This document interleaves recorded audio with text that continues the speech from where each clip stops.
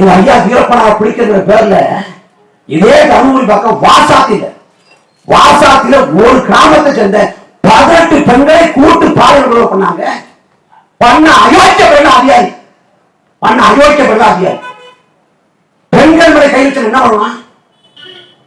வாசாத்தில 18 பெண்களை பழமொழி இனத்தை சேர்ந்த பெண்களை கூட்டு பாலியல் கொடுப்பது இந்த காவல்துறை அதிகாரி தான்.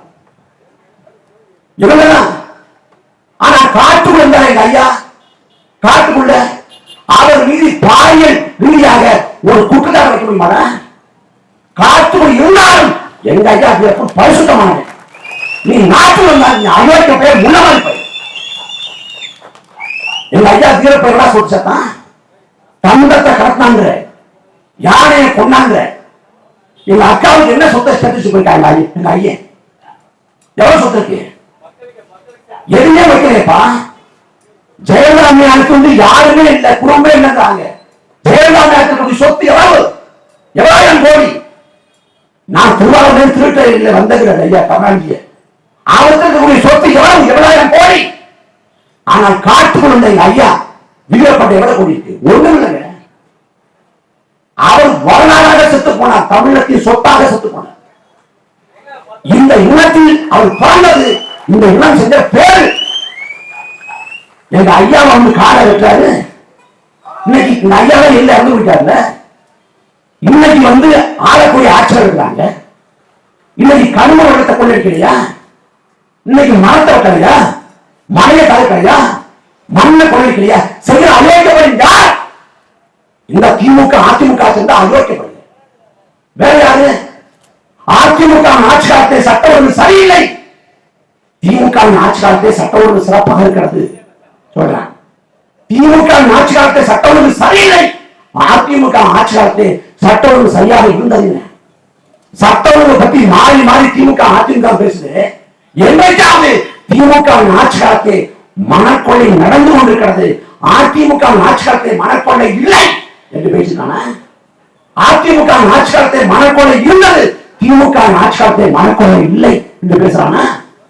திமுக ஆண்டாலும் அதிமுக ஆண்டாலும் மண்ணை கொள்ளடிச்சு கொண்டு போவான், மண்ணை கொள்ளடிச்சு கொண்டு போவான்.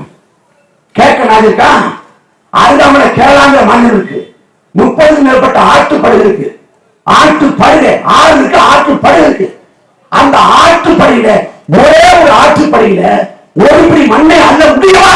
வாய்ப்பு இருக்கா? வாய்ப்பு இல்ல, ஒரு நாளும் பண்ண முடியாது. ஆனா தமிழ்நாட்டில் இருக்கக்கூடிய அத்தனை ஆத்தனை மன்னர்கள் காவிரி தென்பண்ணை பாடாது தமிழ் கண்டதோட வழியை போனது.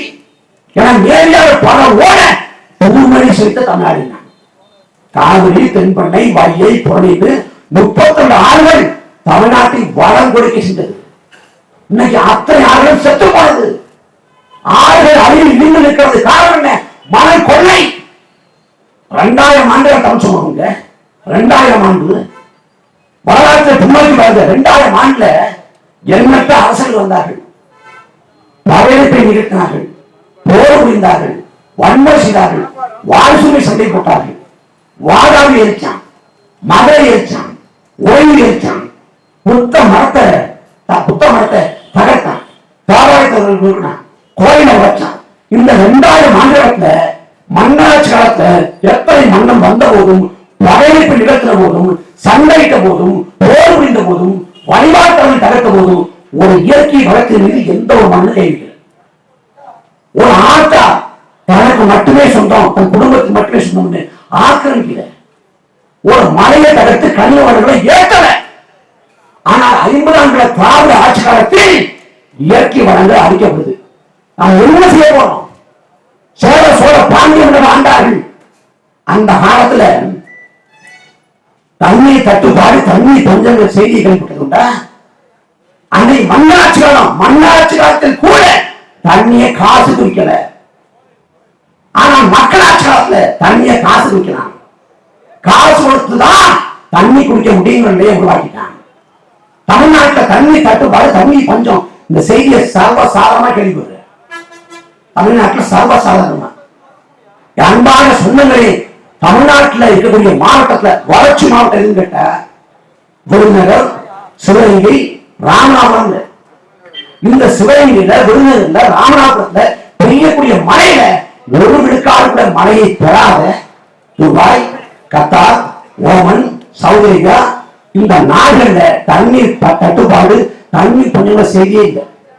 சவுதி அரேபியா ஆறே இல்லைங்க, ஆறுகளே இல்லாத நாடு சவுதி அரேபியா.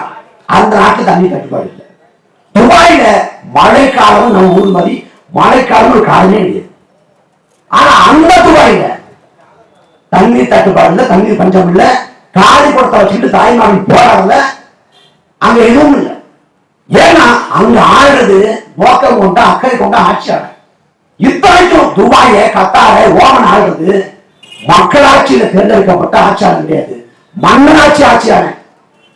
அங்க கட்சி கிடையாது, துபாயில தேர்தல் கிடையாது, அரசியல் கிடையாது, மன்னன் தான். அந்த மண்ணை தண்ணி தனக்கு கிடைச்சா போதும், தன் குடும்பத்துக்கு கிடைச்சா போதும், தன் உறவு கிடைச்சா போதும் நினைக்கல, கடைக்கோடி வரை அவன் சாத்தியப்படுத்த. அங்க மழை பெய்யாது, மழைக்காலம் கிடையாது. அவன் என்ன பண்றான், மழை இல்லைன்னு கடலை பார்க்கிறான், கடல் தண்ணி வரும், உப்பு தண்ணி தான். அந்த உப்பு தண்ணியை சுத்திகரிச்சு தன் மக்கள் கொடுக்கிறான். எங்க துபாயில. ஆனா தமிழ்நாட்டுல கடல் வளமும் இருக்கு, மழை வளமும் இருக்கு. இந்த ஒட்டுமொத்த பூமி பந்து, நாம் வாழக்கூடிய இந்த பூமி பந்து, இந்த ஒட்டுமொத்த பூமி பந்துல சராசரியாக ஆண்டு ஒன்றுக்கு சராசரியாக இந்த பூமி பந்து முழுமைக்கும் 800 மில்லிமீட்டர் மழை பொழியுது. எவ்வளவு? 800 மில்லிமீட்டர் மழை இந்த பூமி பந்து முழுமைக்கும் பெய்யுது. ஆனா தமிழ்நாட்டின் சராசரி மழை பொழிவு 950 மில்லிமீட்டர். உலகத்தின் சராசரி மழை பொழிவை விட தமிழ்நாட்டின் சராசரி மழை பொழிவு அதிகம். அந்த மழைநீரை ஏரிகள், குளங்கள், குட்டைகள், வாய்க்கால்கள், தாங்கல்கள், இறந்தகள் வெட்டி சேமிச்சிருந்தாலே முப்போகம் விவசாயம் செய்ய முடியும். தண்ணீர் தட்டுப்பாடு இல்லாது கோடை காலத்தில் வாழ முடியும். அன்னைக்கு சேர சோழ பாண்டியவனை ஆண்ட போது அவன் ஆறுகளை கொண்டாடினாங்க, காவிரியை கொண்டாடினான். வான் பைப்பிலும் தான் பையா காவிரினா வானம்பாடி பறவை உணவாக உட்கொள்ள முடியாத அளவுக்கு தண்ணீர் தட்டுப்பாடு வந்தாலும் சரி, மழை பெய்யாது போயிட்டு போனாலும் சரி, வெள்ளிக்கோள் வடதிசையை விட்டு தென்கோளுக்கு தென்பக்கம் போனாலும் சரி, வான் பைப்பிலும் தான் பொய்யா காவிரினா. அவன் காவிரி அற்ற சோழ மன்னர்கள் கொண்டாங்க. அந்த பக்கம் பாண்டிய மன்னர்கள் வைகையாத்த கொண்டாங்க, பொய்யால் குளக்குடினா, பொய்க்காத நீர் தருவாங்க. அப்படி மன்னராட்சியாத்தை கொண்டாடப்பட்டுச்சு. ஆறுகளை பத்தி சொல்றான், ஆற்று பெருக்கற்று அடிசுடும் அண்ணால மூன்று பெருக்கு விட்டு உலகட்டுங்க. ஆற்ற பெருக்காது, நீர் பெருக்காது, காலை வச்சா அடி சுடும். அப்ப கூட மூன்று பெருக்கட்டு ஓடுங்க. அந்த காலத்துல அன்னைக்கு புலவன் பாட்டுக்காங்க, யாரு? மன்னனை பார்த்து, மன்னா அறம் பொருள் இன்பம் என்ற மூன்றையும் பெற வேண்டும் என்றால் நீ நீரை சேவிங்க. அவன் சேவிச்சான், மக்கள் கொடுத்தான். சென்னைக்கு தண்ணியை கொடுக்கிறது வீராங்கேரி. வீராங்கேரியை விட்டது கருணாநிதி ஜெயலலிதா இல்லை, ஒரு சோழ மன்னன். மதுராந்தக ஏரியை கட்டினது யாரு? ஒரு சோழ மன்னன். மன்னராட்சி காலத்தில் வெட்டப்பட்ட நதி ஏரிகள் நமக்கு காப்பாற்றிக் கொண்டு நம்மள. இன்னைக்கு எந்த ஆட்சியாளர் பெருமக்கள் எடுத்தீங்களா? நான் போராட்டம் கூட செய்தி சொல்றது உண்டு. 2018 சென்னையில கடும் வறட்சி, கடும் பஞ்சம். குழாயை திறந்தா தண்ணி இல்லை, குளிக்க தண்ணி இல்லை, சென்னையில உணவகங்கள் மூடப்படுது. அந்த ஐடி பார்க்கப்பட முடியல, கடும் நெருக்கடி, ஒரு அவசர சென்னையில.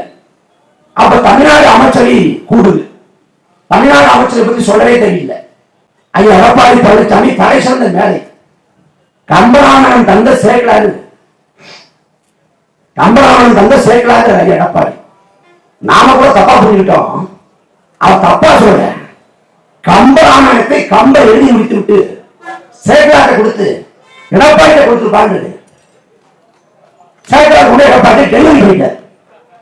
கம்பராமாயணம் தந்த சேகரார், இதை எடப்பாடி சொன்னது. அதே போல செல்லூர் ராஜு ஒரு மனித புள்ள இருக்காரு, மாமதி இருக்காரு. இந்த நூற்றாண்டோட அரிஸ்டாட்டில், பிளாட்டோ, இங்கர்சால், ஏங்கர்ஸ் எல்லாமே கலந்த கலவை செல்லூர் ராஜு.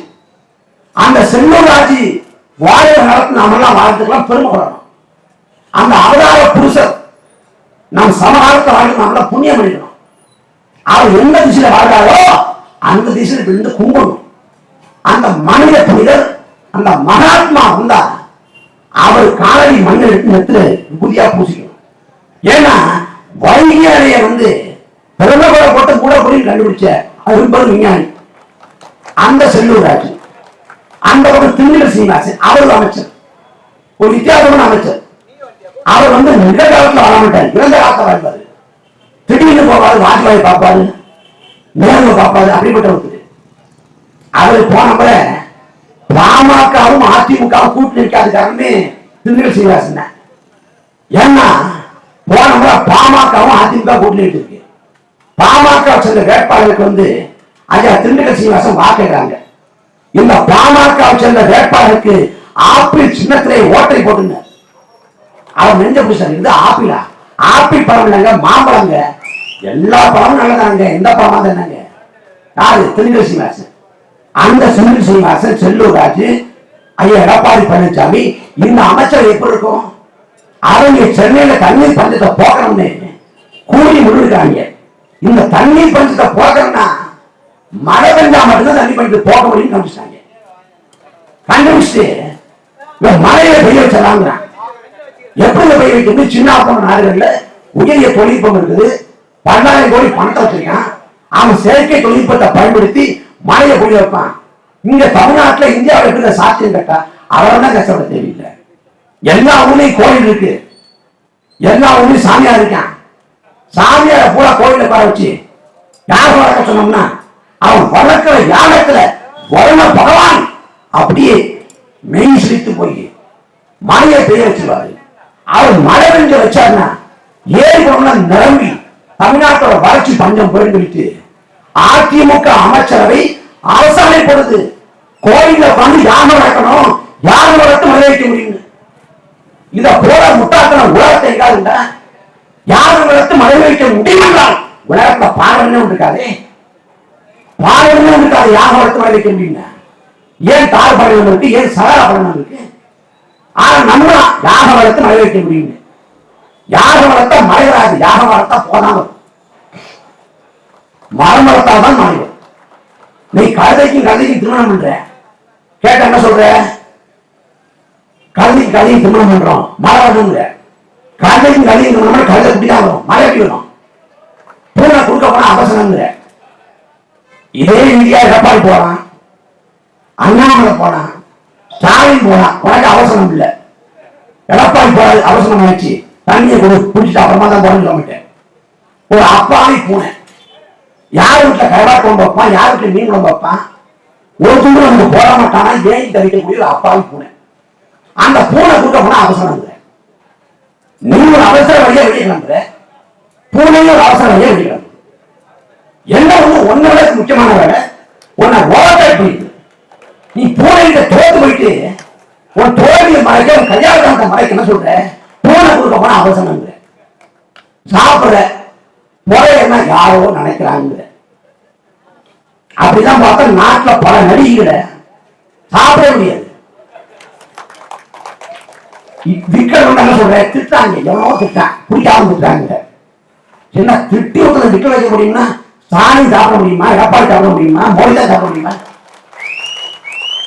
பள்ளி மேல விழுந்துருது, மேல கீழே விழுந்துருது. என்ன பண்ணு? தூக்கி ஓடாம போடாம பஞ்சாங்கத்தை எடுத்து பணம் பார்ப்போங்க. லாட்சியில பணம் இருந்தா பயன் இருக்கு, பயன் இருந்தா என்ன பயன் இருக்கு?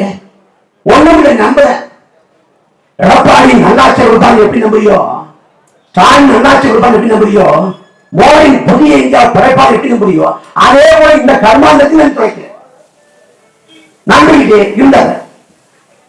ஆனா இந்த ஆட்சிகள் மக்களுக்கு உண்மையா இருக்குதா?